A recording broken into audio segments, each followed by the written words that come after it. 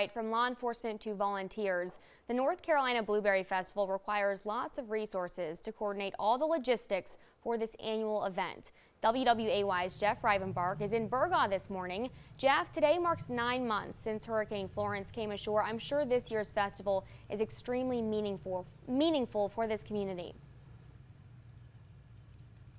Good morning, Hannah. That is so true. You know, many of the people who work on planning this festival were either directly impacted by Hurricane Florence or they knew a family member or a friend who was. And joining me this morning is Mayor Pete Cowan to tell us a little bit more about the festival. But first, Mayor Cowan, I want to ask you, 9 months ago, Hurricane Florence came ashore, and in the days that followed, the months that followed, we had lots of devastation across the Cape Fear and especially in Pender County. A lot of people lost their homes, and it was a really sad time. And I'm looking across the parking lot here. We're looking at the Piggly Wiggly that's nearby.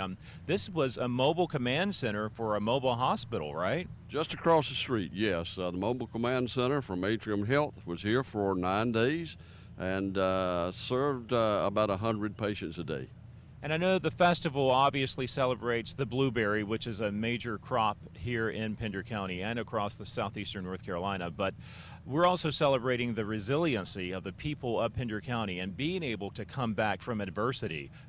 They've done it before in Floyd and now again with Florence, right? I hate to say it's become a usual event, but Pender County suffered through 35.5 inches of rain.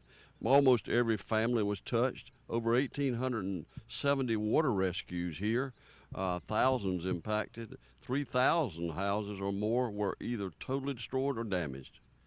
Let's talk a little bit about the festival. Why are you so proud of this festival?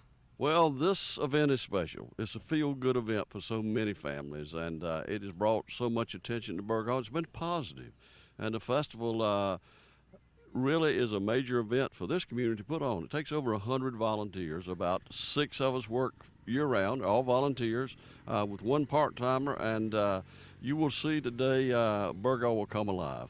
I was talking with Chief Jim Hawk with the Burgaw Police Department earlier this week, and I think Burgaw has maybe about 12 full-time officers, but something like this requires mutual aid from a lot of other agencies nearby to help out with law enforcement as well, right? Chief Hawk will mobilize 50 officers for this event. This is the 16th year, and we have never had a major incident here during the 16 years. Now, the event really kicks off later this evening. Right behind us, you may see some of the cookers who are beginning to prepare their hogs, and they will be cooking those pigs. And let me tell you, by this afternoon, it's going to be smelling pretty darn good around here, right? This will be Barbecueville. This is a North Carolina Pork Council sanctioned event, and we have champion cookers from all over the state and even out of state here today. One of the things I noticed on the website for the North Carolina Blueberry Festival is that there's so much more going on. I mean, there's going to be a cycling race in the morning. Runners will be here, a classic car show. What is your favorite part of the North Carolina Blueberry Festival? I guess the bands, all the people coming to town, and really the blueberries. The farmers will sell over 50,000 pounds of blueberries at this event. And certainly they do taste good, don't they? They do taste good, and they will be here for the tasting. And as you will cover this morning, the rescue contest a little bit later.